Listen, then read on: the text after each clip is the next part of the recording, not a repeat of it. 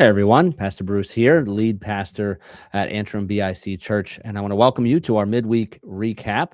If you haven't watched this past Sunday's message, then I encourage you to go back and watch that. It was our Father's Day message where we had a panel of great guys that were speaking into what it means to be a father, what it means to have male influence in our church, in our communities.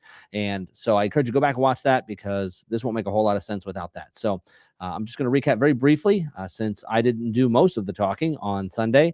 We got to hear from three great men in both services. That was just a fantastic view of uh, what it looks like to be a dad, to be a man in today's society, some of the struggles that we go through. Hopefully, whether you are a husband or a father, or maybe you're not, maybe you're a woman and or you're a kid, and you watch this past Sunday's message and it inspired you, encouraged you, or informed you a little bit of maybe what men go through, what is happening. I think it can almost be a lot of times, certainly within the world, but even within the church, where when men struggle, it's kind of like, well, suck it up, buttercup. It's you're just being a big baby, and we don't acknowledge the real struggles that we go through to be men, especially in our society. And a lot of us, we're probably a little too prideful at times to admit we're struggling, or that we feel in over our heads, or that we don't have it all together, but we still try to put that front on like everything's good,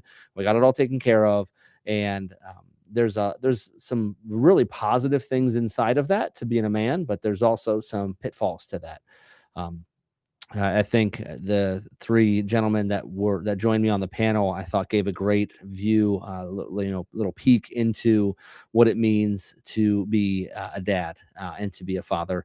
I thought it was great, having a dad of littles, and we had one whose kids are a little on the older side, certainly, into that senior high, and through the middle school range, and then we had one who had grandkids. So it was a great range of men there, and certainly a lot of experience right there with those three different men, and encouragements to be the men that God has called us to be. And so I don't, I can't expound too much on what they said. I thought, I would just encourage you to go and watch that. Even if you watched it, maybe watch it again.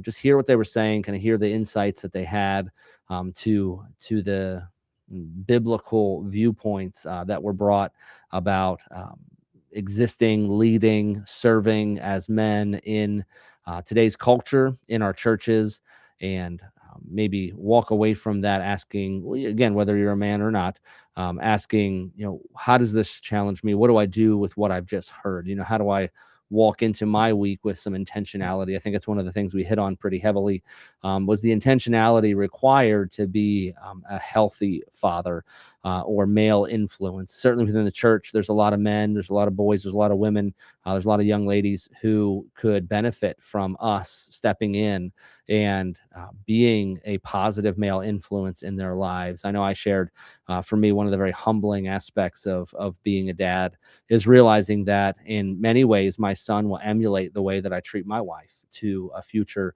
spouse of his own, and he'll learn the way that you deal with conflict. He'll learn the way that you deal with disappointment. He'll learn the way that you deal with a bad day, or a bad day at work. When I come home and I've had a bad day at work, or a tough week, how do I treat the people around me? Do I take it out on them, or do I find healthy ways to process through and work through some of that stuff? And also having two girls, realizing that they will very likely use the way I treat my wife as a standard for what they should look for in men. And so that has, as I said on Sunday, really raised the bar even more than it was for me when I got married. Obviously, I wanted to treat my wife with the utmost respect and be a blessing to her, and be a man of God, a man after God's own heart in my marriage. But it just adds that extra bit of like, wow, okay, this carries more weight than just the relationship between me and my wife. That was enough to raise the bar as high as it can go. But having daughters and having a son now, it just reaffirms where that bar really is, and it's being Christ. And so, one of the things we didn't talk about on Sunday that I'll throw out here on the midweek recap, I was just saw a stat on this the other day, and I think it's powerful to talk about for just a moment, and that's the reality that I think they did a study, and dads in general are 80% more engaged than they were even 50 years ago. So um, it's easy to come down on guys. It's easy to throw out challenges. It's easy to say, hey, you need to rise. You need to come. You need to do better. You need to do more. But the reality is, many of you men out there, you're doing a great job. You're doing a fantastic job with your families. You're present. I know you feel that same struggle constantly about being present, but also being out there and earning for our families and providing for our families and making a good living, and that struggle of doing that, but also wanting to be there for the special moments, wanting to be there for the fun days, and and for the insignificant times that where you're just snuggled up or just hanging out or just going fishing. It's just little things. We try to do it all, and that weight can be heavy. Knowing that many of us feel like constant failures, feel like we're constantly missing the mark because whether we're spending too much time with the family and not enough earning, or too much time earning and not enough with the family, it seems like a never-ending battle. And so I just want to encourage you with that, men, that receive that. Receive that reality that you're doing well, and for many of you, and if you're not, man, talk to one of the other guys in the church. Say, hey, man, I've really been slacking. Like I'm afraid to spend time with my kids because I'm afraid I'm going to mess them up, or I've been spending way too much time at work. I'm a workaholic. Or on the opposite side, like man, I've really I spent so much time with my family. Like I'm not earning, I'm not working. I'm not doing what I should be doing to provide for my family. I'm not leading my household. I let my wife do that, or I've just not done that because it's uncomfortable. Whatever that looks like, instead of just saying, oh, woe is me, I'm a failure, just to say, you know what, there's a lot of great men in our church who are doing a really good job at this. Maybe I can ask one of them, grab coffee and just mentor me for a season. I know there are guys in our church that would love to do that. And so I'd encourage you to lean into that. Don't lean back, lean in.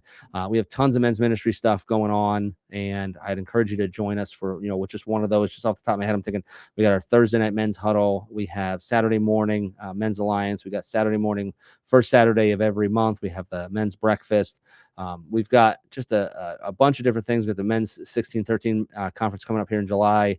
We've got lots of ways to hang out and build community with other guys. And I would encourage you, like, if there's not one of those that works for you, if you're like, man, this is great, but none of this works for my schedule, come talk to us. Talk to Norm Bender, who's our men's ministry director, coordinator, and maybe he'll help set up something where you can have your own huddle at a time that works for you, and maybe some other guys as well. Or we can have some early morning prayer times, like whatever works to grow closer to Christ, as and each other. We need that community. We've lost that in our society, the need and the power of male community. And so I encourage you to lean into that, ask questions, join the things that are already there if you have the availability. If any of those things sound really interesting to you, or you're feeling like, "Oh, I might want to do that, but I don't know, I need more information on that," you can check out our digital bulletin either through our app, or just give us a call, email us, and we'll get you the information you need. But just lean into that community aspect. I mean, one of the things that you can't get away from Sunday's message without hearing is how other men have spoken into and have breathed life into the life of many men. And I remember reading, I think it's Wild at Heart, where he says, femininity can never bestow masculinity. As great as moms might be, and there's some phenomenal moms in our church and just amazing. Masculinity is what bestows masculinity. And so we need, especially young men, young women, they need to see men of God following Jesus, passionately serving their Savior, passionately following, not just like always in positions of power, but also serving and picking up garbage, and just serving at events and putting up chairs and tearing things down, and just saying, like, this is what a guy does. A guy shows up, a guy puts the work in, a guy, a real man helps and serves and humbles himself so the kingdom can go forward. And so I leave you with that. I hope that encourages you. I hope that you will continue to lean into the community here at Antrim, or wherever you are. I encourage you to do so. Pray that God blesses you this week, and encourage, if you're not a guy, encourage a man this week, just in honor of Father's Day, whether they're, you see him as a father or not. Just honor, a man in some way, shape, or form this week, and just let them know, hey, you're doing a great job, in whatever way that they're doing a great job. Just encourage them in that.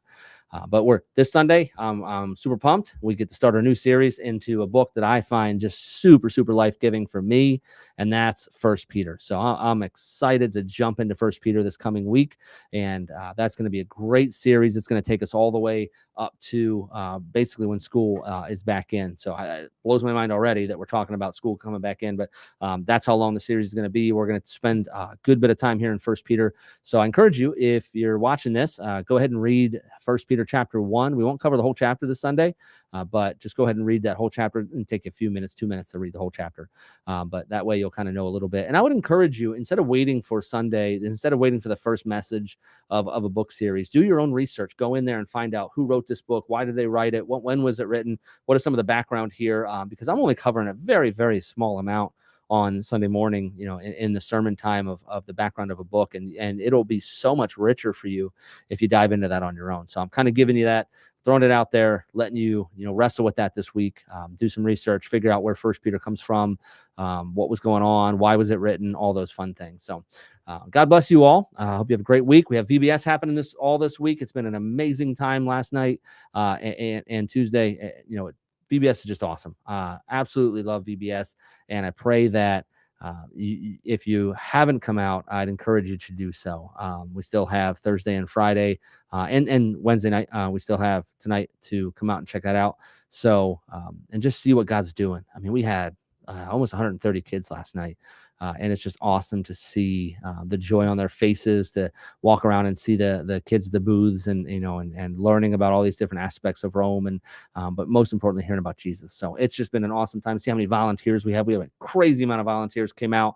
People showed up that weren't even signed up. I mean, that's crazy. So God is just doing an awesome thing. What an amazing act of service our church has done here to bless these children. And I'm just trusting that kids are going to go home changed. Kids are going to go home with eternity in their hearts because of what happens here this week. So pray for that. Continue to pray for that. Show up if you can. If you can serve in some way, shape, or form, then I encourage you to do so. I guarantee you there's a way you could serve here at the church. So during VBS. So God bless you all. I pray that you have a great week, and we will see you. If I don't see you before, then hopefully we'll see you Sunday in person, 8 a.m. and 10:45 for our Sunday services. And at 9:30, we have our Sunday school time. If you need help getting plugged in a Sunday school class, please let us know, and we will help you get plugged in. But God willing, we hope to see you Sunday. God bless you, and have a great week.